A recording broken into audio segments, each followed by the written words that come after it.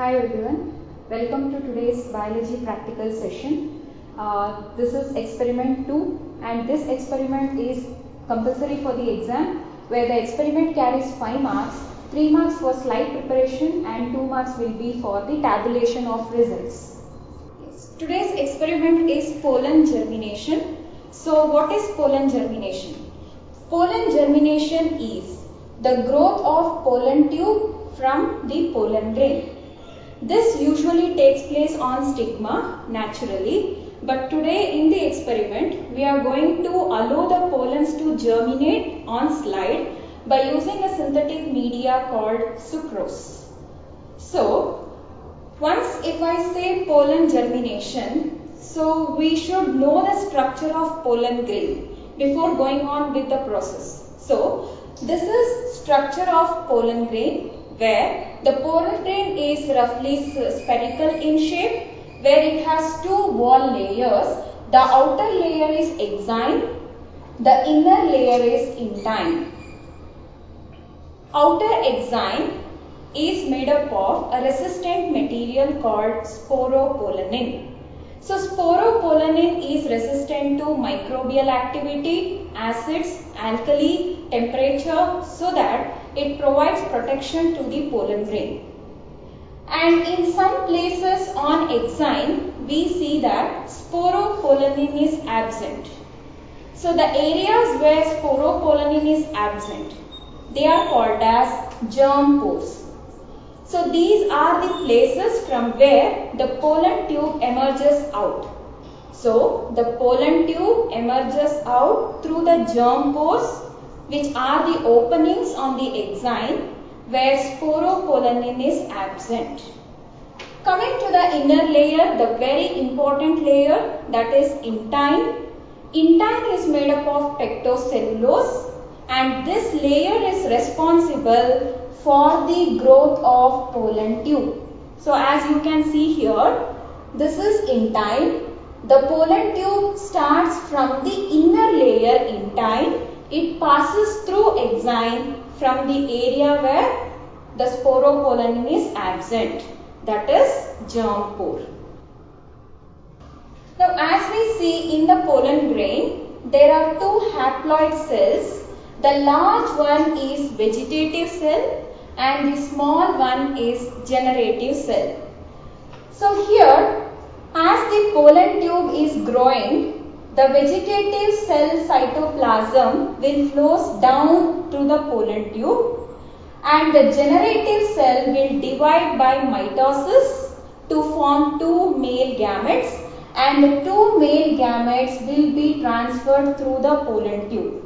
So the main significance of pollen germination is to carry the male gamete into the ovary, that is in turn to the female gametophyte for fertilization. Now, to start with pollen germination, as I mentioned earlier, it happens naturally on stigma.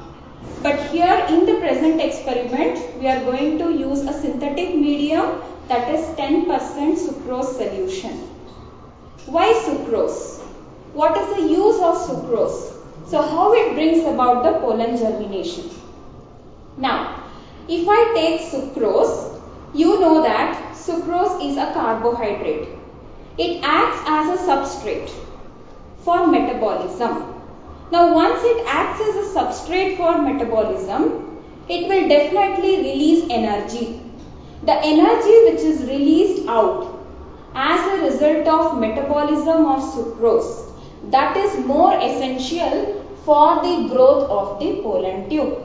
Now, for any kind of life activity, it may be growth, reproduction or any other activities, energy is required. How do this energy come? The energy comes from the metabolism of certain substrate. Here the substrate what we are giving is sucrose. Now the sucrose will act as a substrate which get metabolized to release energy, and that energy will be used for the growth of pollen tube. And moreover, the sucrose will give the preferable osmotic pressure for the pollen grain to germinate. So this is the reason why we use sucrose as a synthetic medium during this experiment. Now to start with the experiment, we'll go with the materials required. The material required is sucrose solution. It is 10% sucrose solution. So 10% sucrose solution will be prepared by taking 10 grams of sucrose dissolved in 100 ml of water. So as I told, it provides a nutritive medium for the pollen grains to germinate. Next, the specimen what we are going to use for the experiment is Vinca rosea. So it's very easy to take the pollen grains from this, and this flower's pollen grain will germinate fast. Next we need a glass slide, cover slip, brush and dissection needle. Now to start with the experiment, I'll take 1 drop of sucrose solution on a clean glass slide. Just take 1 drop. Then we have to hold the flower with the petals down. You are holding the petals in your hand and allow the pedicel to free. Allow the pedicel free. Now insert the dissection needle at the bulged portion of the flower and just you have to rub it. Just rub the needle by inserting it into the bulged portion so that the pollens will adhere. The pollens will get attached to the needle. And this dust, the pollen dust, you are going to spread it on the drop of sucrose which you have taken on the slide. Just you have to spread it. It's a very simple procedure. You are just taking the pollen dust on the needle and then spreading it on the sucrose taken on the slide. You have to spread thoroughly so that the pollen grains will not accumulate in one place. They get spreaded. So nicely spread the dust on the sucrose. Now, after spreading the pollen dust in the sucrose solution, we have to place the cover slip. So you all have an idea how to place the cover slip. You have to place the cover slip without leaving any air bubble. So that you will take the help of a dissection needle. You are going to place it oblique on the needle and you are going to leave it slowly covering the total surface of the cover slip without leaving any air bubble.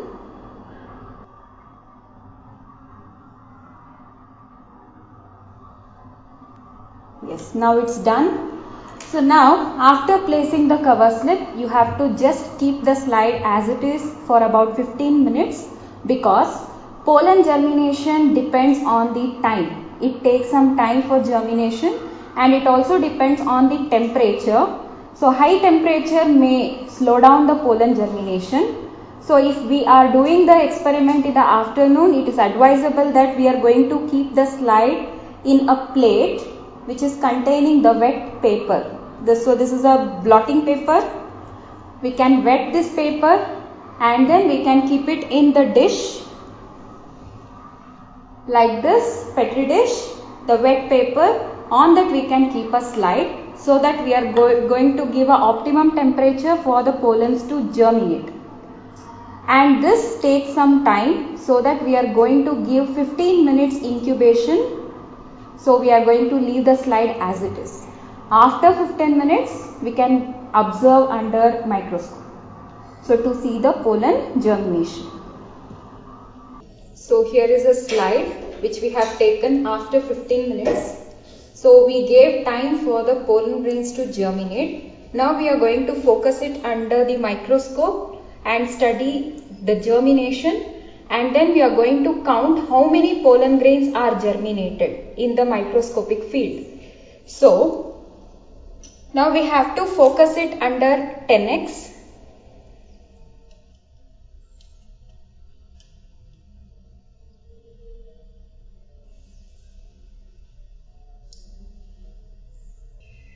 Yes, now it is focused. So here what we are going to observe is, we are going to count the total number of pollen grains, and then in that how many are germinated. Maybe for example, there are 3 pollen grains in the microscopic field. Only one may be germinated. So first we have to count totally how many pollen grains are there, and in that how many are germinated. So this will be your observation. So now coming to the very important part of the experiment, that is tabulation of results. So before that, this is a microscopic view. Now here there are pollen grains. Some of them are germinated while some are not germinated. Now once we see, these are the pollens, they are not germinated. And these are the pollens which are germinated, which you can identify by seeing the growth of the pollen tube. So the step what you have to do is, first you have to count total pollen grains.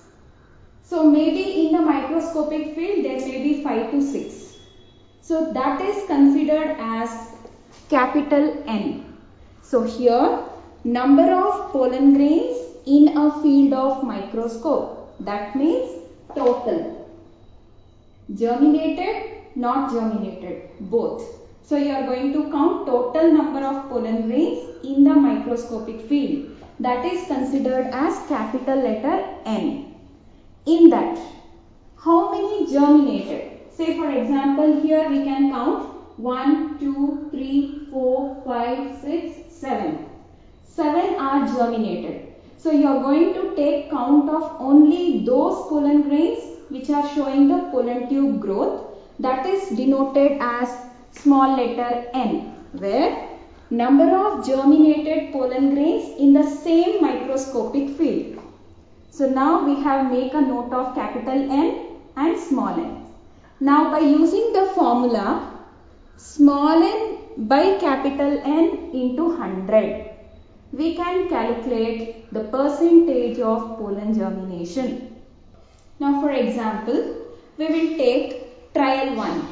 Here in the trial 1, say for example, you have focused the microscope in one place where you could see total number of pollen grains, capital N, say for example 10. So totally there are 10 pollen grains. Out of 10, some 4 may be germinated.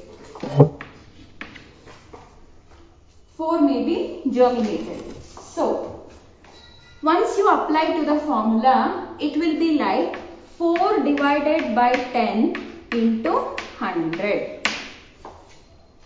This is how you are going to calculate the percentage. Okay, so it will be 40%.